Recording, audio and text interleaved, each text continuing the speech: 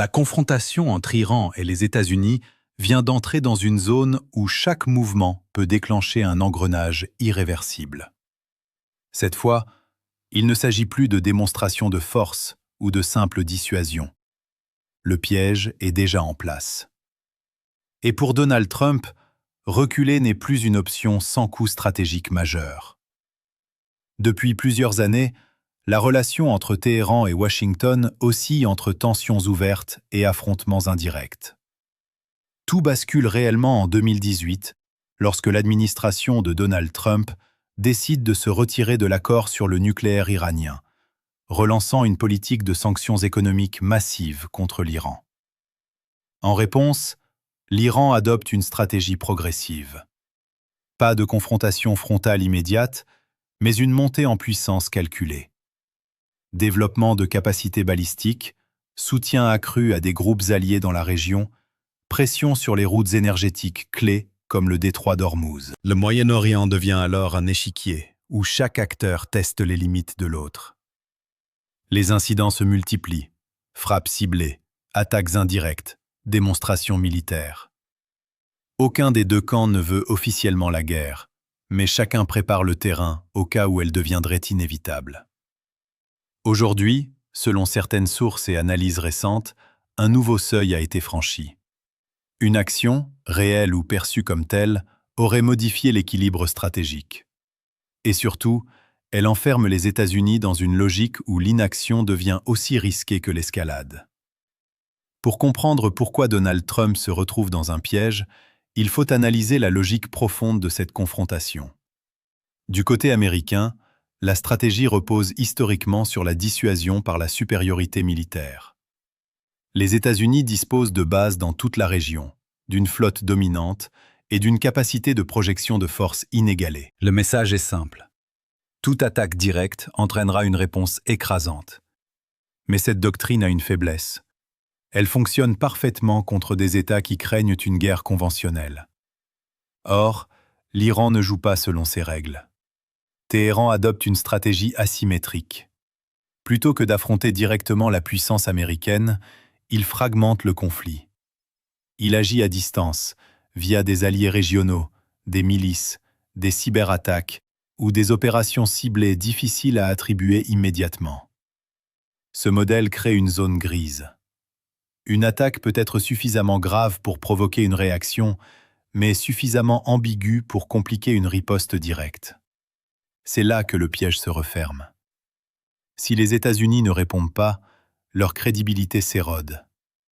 Les alliés régionaux commencent à douter. Les adversaires deviennent plus audacieux. Mais s'ils répondent de manière disproportionnée, ils risquent une escalade incontrôlable, potentiellement régionale, voire globale. L'Iran, de son côté, semble chercher précisément cet équilibre. Pousser sans déclencher. Tester sans franchir clairement la ligne rouge. Éroder la puissance adverse sur le long terme. Dans ce contexte, Donald Trump est confronté à une équation politique et stratégique extrêmement complexe. Sa posture repose sur la fermeté. Reculer affaiblirait son image de leader fort, aussi bien sur la scène internationale que sur le plan intérieur. Mais avancer signifie entrer dans un terrain où chaque décision peut déclencher une réaction en chaîne difficile à maîtriser. La manière dont cette confrontation est présentée dans les médias mérite aussi une lecture attentive. Du côté occidental, le récit dominant insiste souvent sur l'agressivité iranienne et la nécessité de contenir une menace régionale.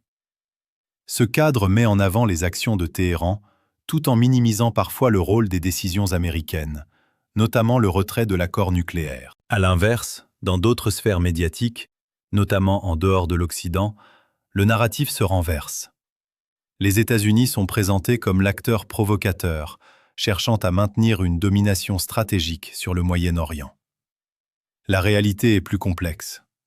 Les deux puissances utilisent la communication comme un outil stratégique. Chaque action est accompagnée d'un récit. Chaque escalade est justifiée. Chaque réponse est présentée comme défensive. Cette guerre de l'information est essentielle. Elle influence l'opinion publique, les alliés et les acteurs neutres. Elle permet aussi de gagner du temps, de préparer le terrain ou de dissuader sans tirer un seul coup de feu. Il est donc crucial de comprendre que ce que l'on voit, frappe, déclaration, tension, n'est qu'une partie du jeu. L'autre partie se joue dans la perception, la narration et l'interprétation. Les conséquences de cette confrontation dépassent largement le cadre du Moyen-Orient. Sur le plan économique, toute tension impliquant l'Iran affecte immédiatement les marchés énergétiques. Le détroit d'Ormuz, par lequel transite une part significative du pétrole mondial, devient un point de pression stratégique.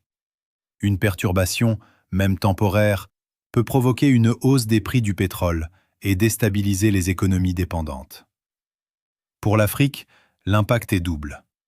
D'un côté, une hausse des prix de l'énergie peut pénaliser les pays importateurs en augmentant les coûts de transport et de production. De l'autre, certains pays exportateurs peuvent bénéficier de cette hausse, créant des dynamiques économiques contrastées sur le continent. Mais l'impact le plus important est géopolitique. Une escalade entre l'Iran et les États-Unis mobiliserait les grandes puissances mondiales. La Chine et la Russie, déjà en opposition stratégique avec Washington sur plusieurs dossiers, pourraient exploiter la situation pour renforcer leur influence. L'Europe, quant à elle, se retrouverait dans une position délicate, partagée entre alliance avec les États-Unis et volonté de stabilité régionale. Dans ce contexte, l'Afrique devient un terrain d'opportunité, mais aussi de vulnérabilité. Les puissances extérieures pourraient intensifier leur présence économique et militaire, cherchant à sécuriser des ressources ou des alliances. Plusieurs trajectoires sont possibles dans les semaines et mois à venir. Le premier scénario est celui d'une désescalade contrôlée. Les tensions restent élevées, mais aucun camp ne franchit le seuil critique. Des canaux diplomatiques, souvent discrets, permettent de contenir la situation. C'est le scénario le plus stable, mais aussi le plus fragile. Le deuxième scénario est celui d'une escalade limitée. Des frappes ciblées, des représailles calculées, mais sans basculer dans une guerre ouverte. Ce type de confrontation peut durer longtemps, avec un risque constant de dérapage. Le troisième scénario est celui d'une confrontation directe. Une erreur de calcul, une attaque mal interprétée ou une pression politique interne pourrait pousser l'un des deux camps à aller plus loin. Dans ce cas, la dynamique deviendrait extrêmement difficile à contrôler. Enfin, il existe un scénario plus subtil mais tout aussi stratégique. L'enlisement. Une tension permanente, sans résolution claire, qui affaiblit progressivement les deux camps tout en redessinant les équilibres globaux. Ce qui se joue aujourd'hui entre l'Iran et les États-Unis n'est pas seulement une confrontation militaire. C'est une bataille de stratégie, de perception et de résistance dans le temps. Le véritable piège n'est pas une attaque ou une réponse, c'est la dynamique elle-même. Et dans ce jeu, celui qui gagne n'est pas forcément celui qui frappe le plus fort, mais celui qui force l'autre à jouer selon ses règles.